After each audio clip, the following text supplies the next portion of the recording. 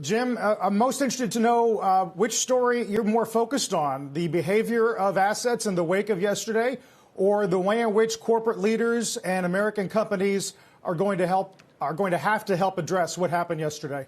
I think the corporate leaders matters the most. I think that business has become one of the great forces for social change, and business has offered a plea for unity and also condemnation.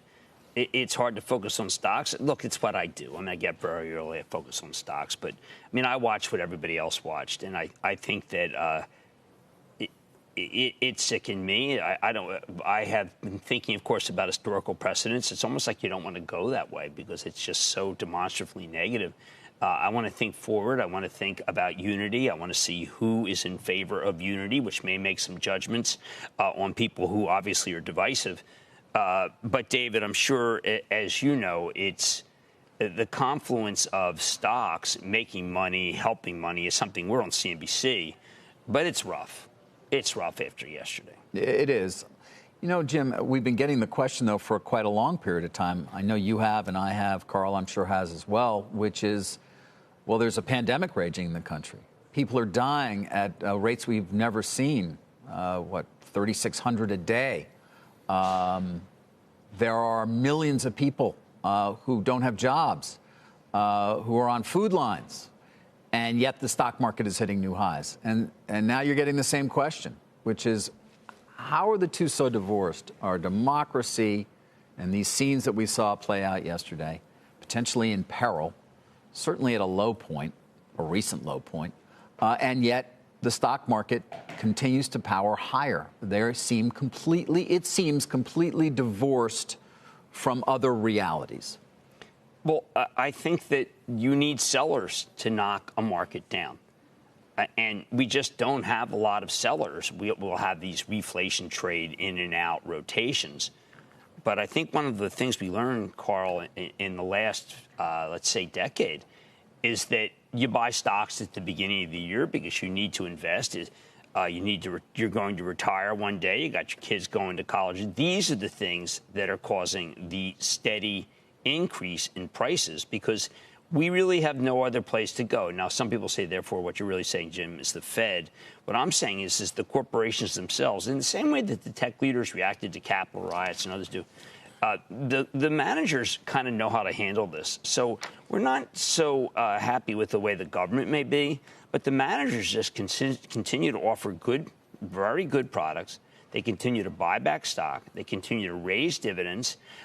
They continue to pay attention to shareholders as they never have. And in the case of tech, tech is actually needed because of what David said about the pandemic, which we cannot avoid. It's terrible to see what we saw in the Capitol, but the pandemic, it took something like that to overshadow the pandemic, Carl, because, man, as someone who just ended my quarantine, it is frightening out there.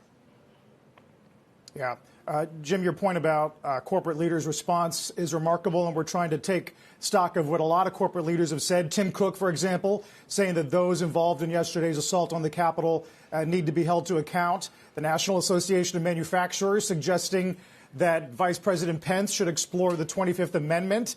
Al Kelly telling his own employees, according to the Journal, that yesterday was one of the darkest days in the country's 245 years. But to your point, a lot of American companies are used to dealing with countries where there is political instability, and you have to believe that to some degree they will bring that intelligence home.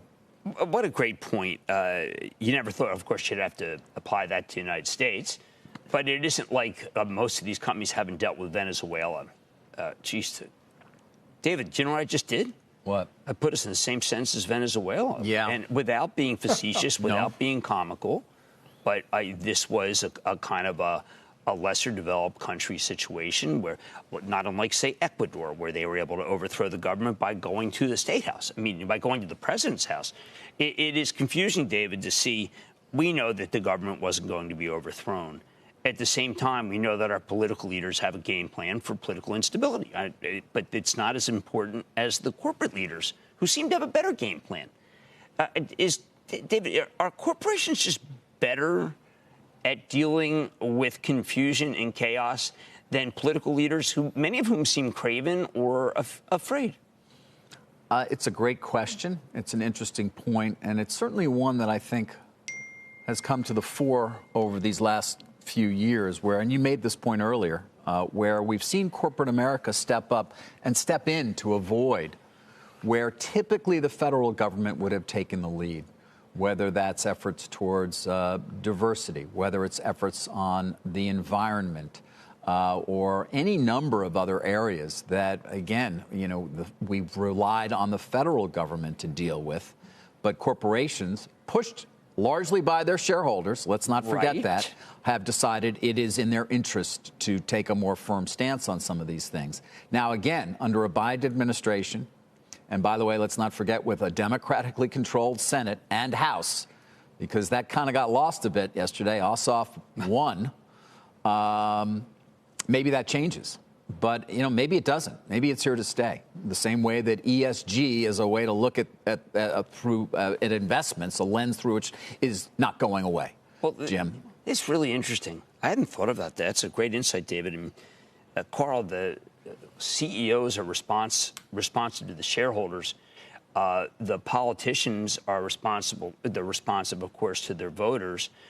If the voters do things that are out of sync with what the founding fathers wanted, or say Lincoln's father wanted, the politicians feel the need, I think, to be out of sync with what the founding fathers or the history of our country is.